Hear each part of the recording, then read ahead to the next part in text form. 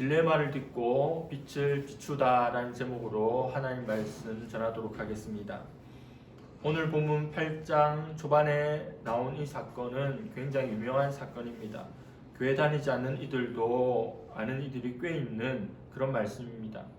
예수님께서 이럴 수도 저럴 수도 없는 그 딜레마를 번뜩이는 지혜로 해결하시는 사건입니다. 이 사건은 솔로몬의 재판 사건, 그리고 가이사에게 세금을 바쳐야 하는지 말아야 하는지 그것과 더불어 풀기 쉽지 않은 문제로 꼽히는 내용입니다. 예수님을 잡아 없애고 싶은 유대 종교 지도자들의 음흉한 꿍꿍이가 시작되고 있습니다. 아랫사람을 시켜서 예수님을 잡아오라고 하였으나 그것이 실패로 돌아가자 이번에는 서기관들과 바리새인들이 직접 나섭니다. 그들은 성전에서 하나님 말씀을 가르치고 있는 예수님 앞에다가 간음 현장에서 잡아온 여인을 세우고 예수님을 시험합니다. 바리새인과 서기관들의 목적은 여자의 죄를 다루는 것이 아닙니다. 오직 예수 그리스도를 공경에 빠뜨리기 위하여서 아침부터 이러한 일을 벌인 거죠. 3절, 4절, 5절 말씀입니다. 서기관들과 바리새인들이 음행 중에 잡힌 여자를 끌고 와서 가운데 세우고 예수께 말하되 선생이여 이 여자가 간음하다가 현장에서 잡혔나이다.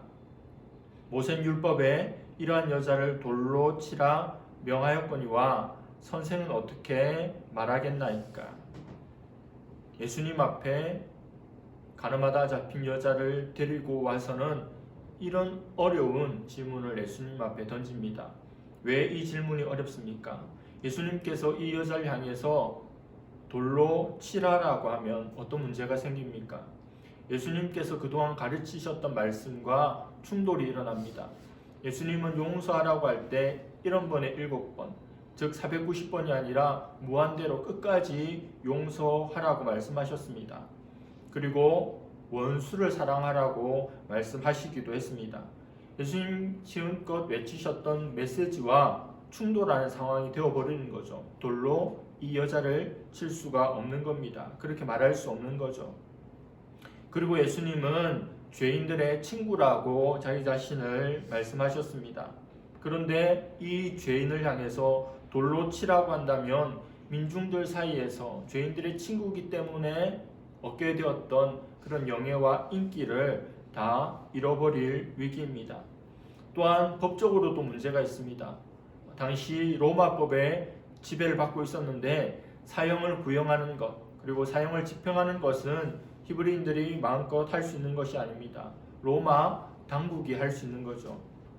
로마 당국이 할 수 있는 일을 예수님께서 하라고 말한다면 로마에 의해서 고소당할 근거가 되는 것입니다.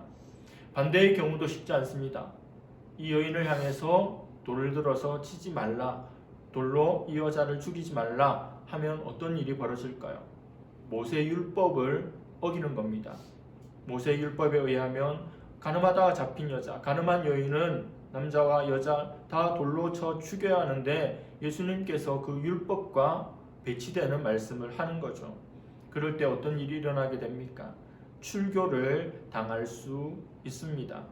이스라엘 공동체에서 내어 쫓김을 당한다라고 하는 겁니다. 그 교제권에서 이제 완전히 벗어나 버리는 거죠. 예수님 앞에 잡아온 이 여인, 이 딜레마를 예수님은 어떻게 해결할 수 있겠습니까? 돌을 들어 치라고 할 수도 없고, 그리고 이 여인을 향해서 돌을 던지라고도 할 수 없는 그런 함정에 빠질 위기가 찾아온 겁니다. 그런데 이 성경 말씀을 조금 깊이 묵상하고 들여다보면 이 상황이 여러 가지로 좀 이상하다는 생각을 하게 됩니다.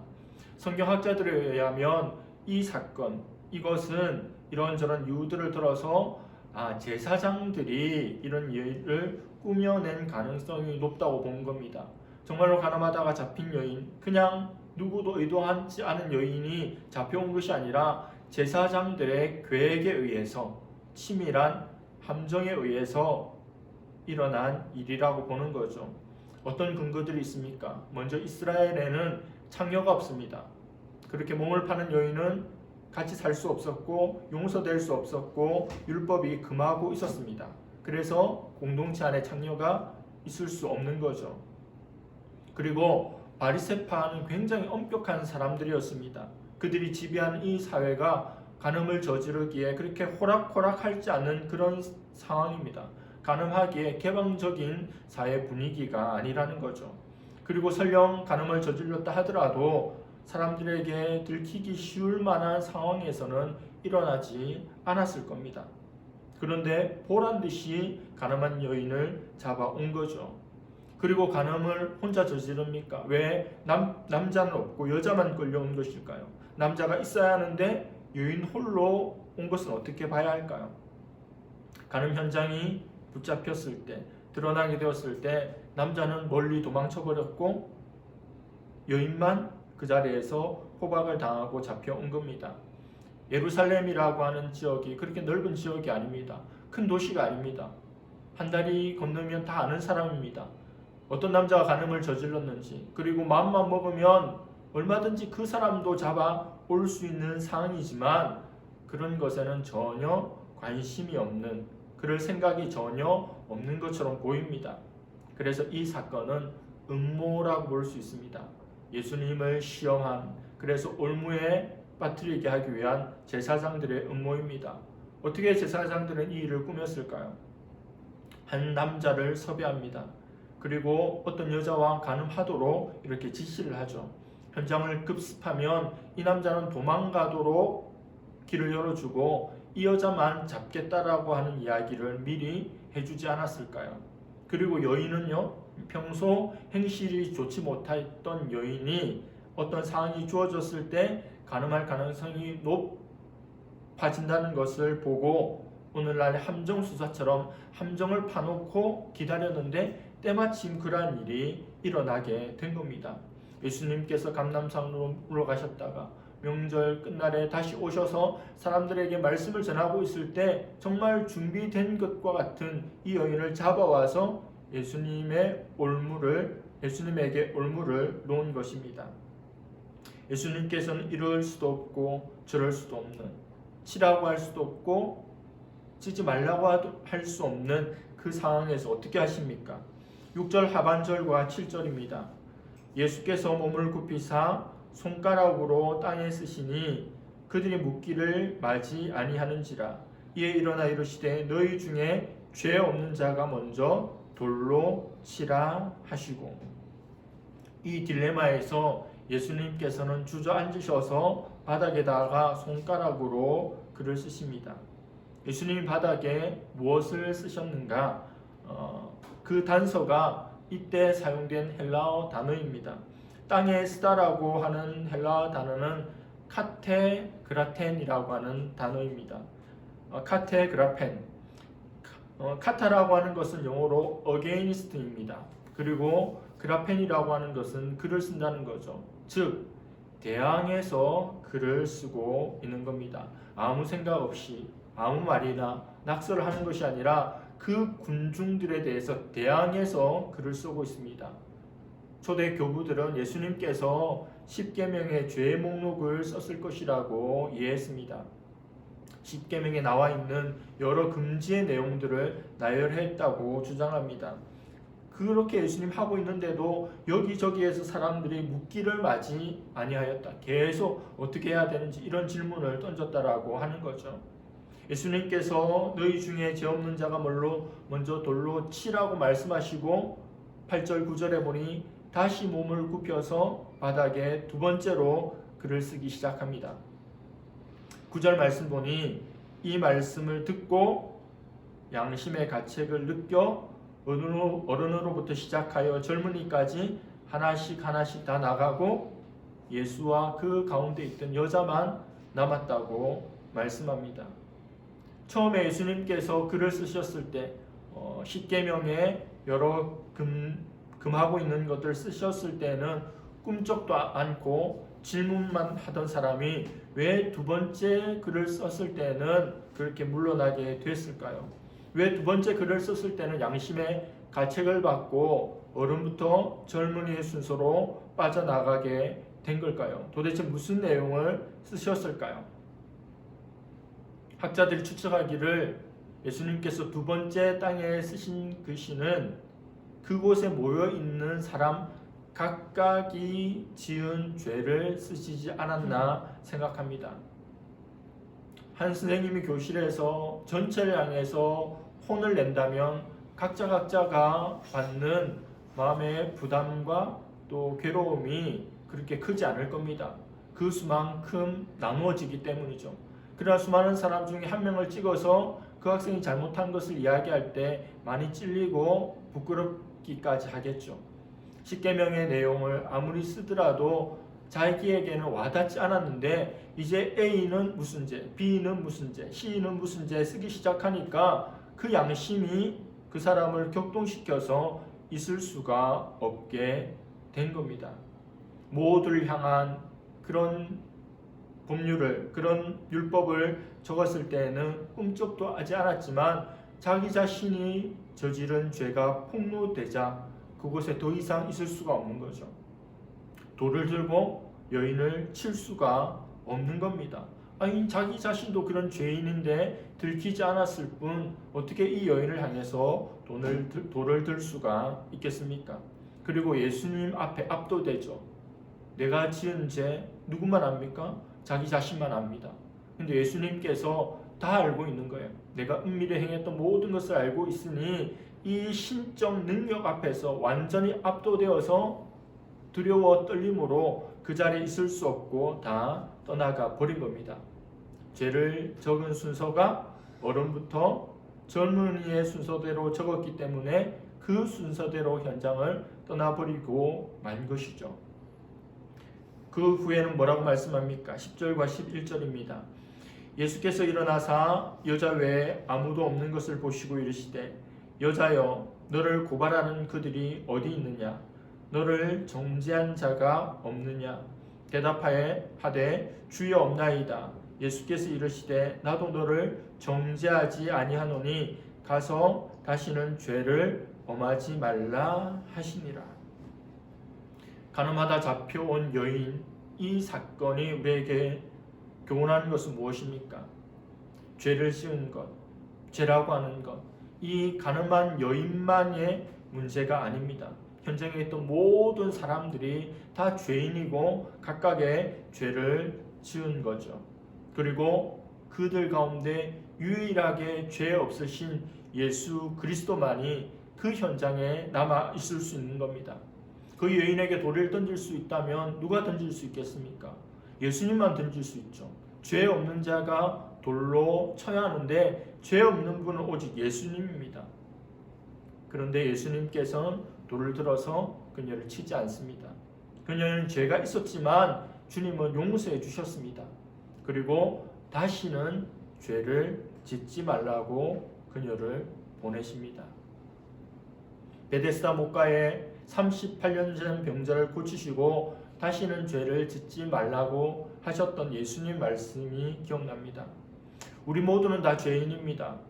큰 죄, 작은 죄, 많은 죄, 적은 죄, 그런 차이가 있을 뿐 우리 모두는 죄인입니다. 그래서 하나님이 필요한 거죠. 그래서 예수 그리스도의 보혈이 필요합니다. 이것이 기독교의 핵심입니다.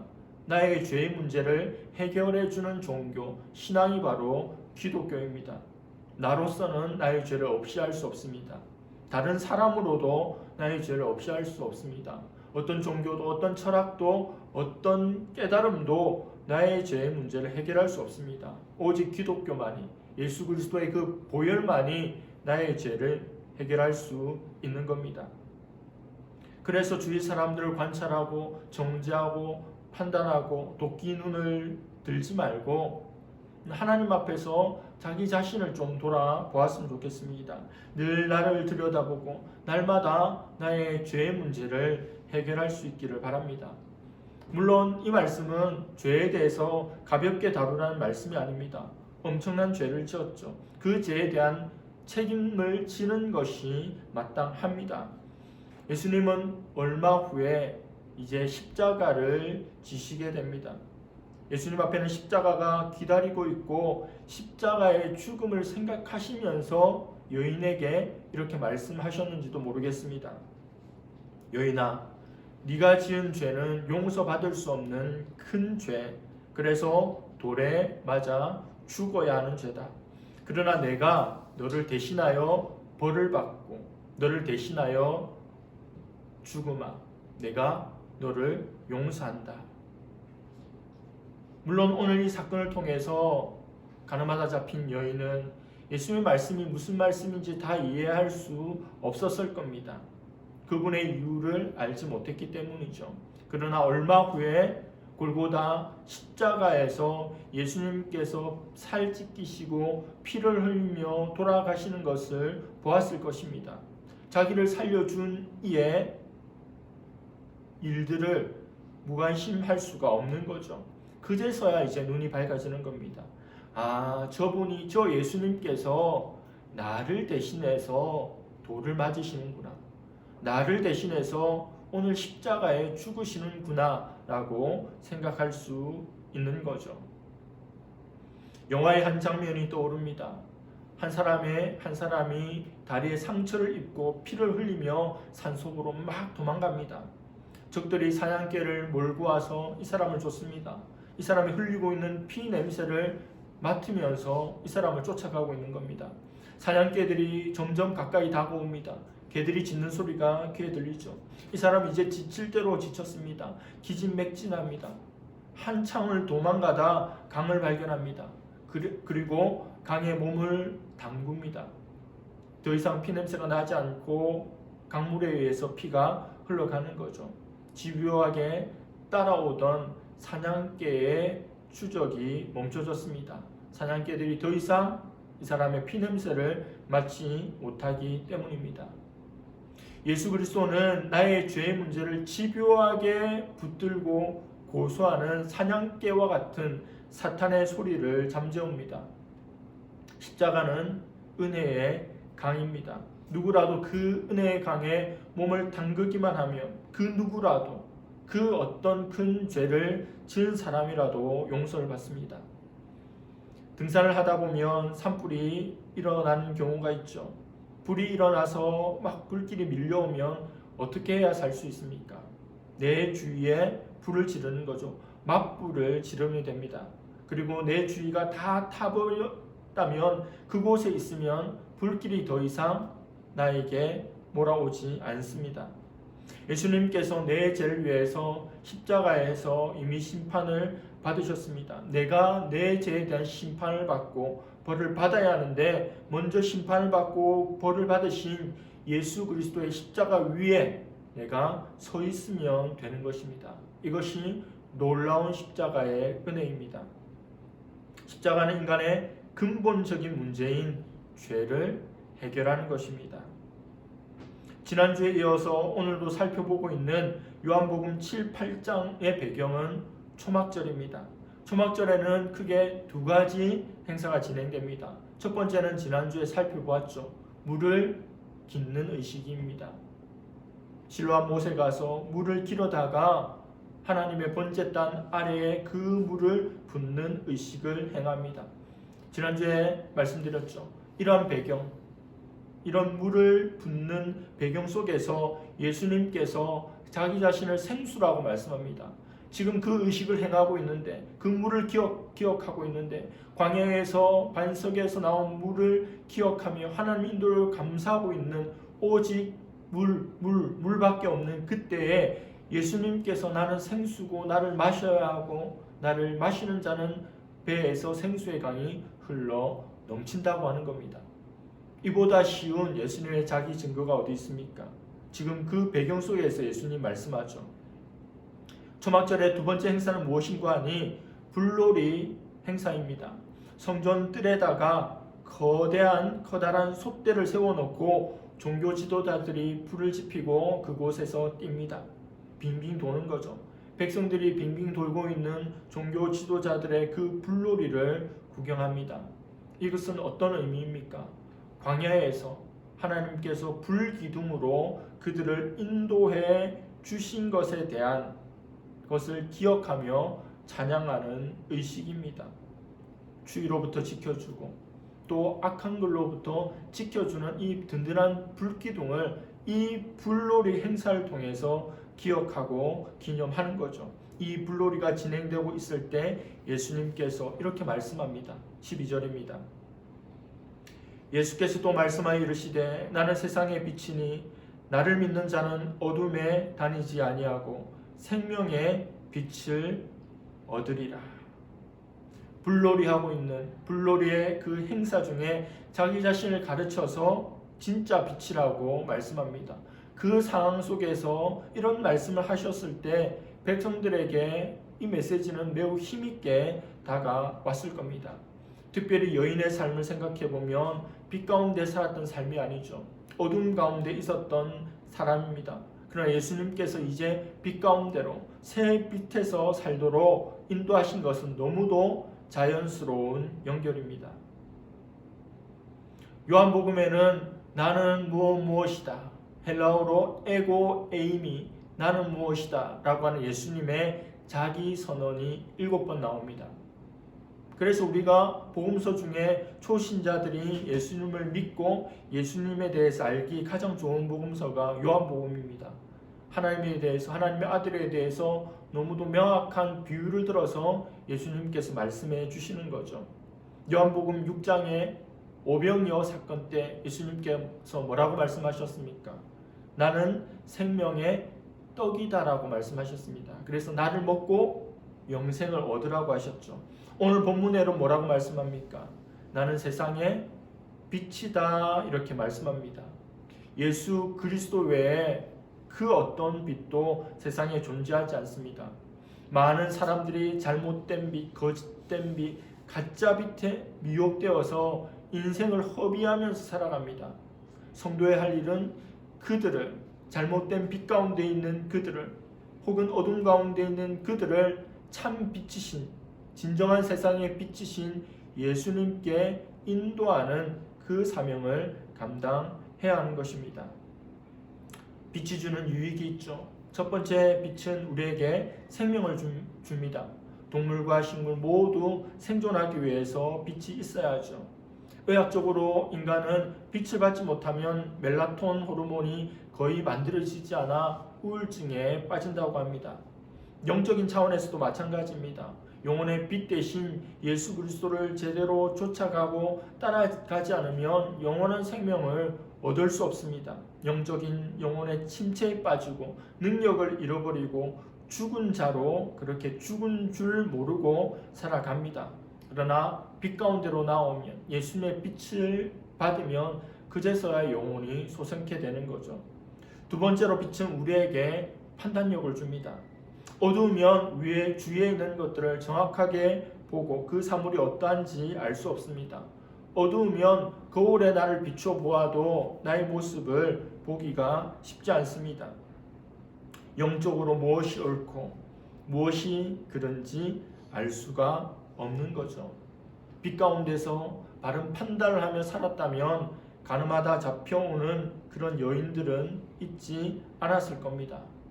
예수님의 빛이 있어야 온전한 판단이 가능합니다. 그러므로 우리가 합당한 올바른 판단을 내리기 위해 지혜로운 사람이 되려면 예수님의 빛 가운데 늘 있어야 합니다. 마지막입니다. 더 이상 어둠에 거하지 말기를 바랍니다. 빛으로 나아갈 수 있기를 바랍니다. 우리를 용서해 주시고 우리를 받아주시고 우리에게 새로운 기회를 주시는 그리스도 예수께 날마다 나아가는 그런 저와 여러분들 될 수 있기를 간절히 바랍니다. 기도하겠습니다. 하나님 아버지, 예수님을 시험하고 고소할 거리를 찾기 위하여 현장에서 가늠하다 잡혀온 여인을 예수님 앞에 데려다 놓고 예수님께서 이러지도 저러지도 못하는 함정을 받지만 예수님께서 그들 각자의 양심에 호소하는 땅에 쓰신 글씨로 말미암아 모두 떠나가고 예수님이 그 여인을 용서해 주시고 다시는 죄를 짓지 말라고 말씀하시는 것을 보았습니다. 또 초막절 명절 가운데 세상의 빛이신 예수 그리스도를 드러내어 예수 그리스도께로 나아오기를 촉구하는 말씀도 보았습니다. 하나님, 우리 모든 연약한 죄인입니다. 죄인이기에 죄를 지을 수밖에 없습니다. 날마다 사제의 은총을 베풀어 주시는 예수님께 나아가게 하여 주시고 또 그 빛 가운데 거할 수 있는 우리 모두가 되게 하여 주시옵소서. 감사드리며 예수님의 이름으로 기도드립니다. 아멘.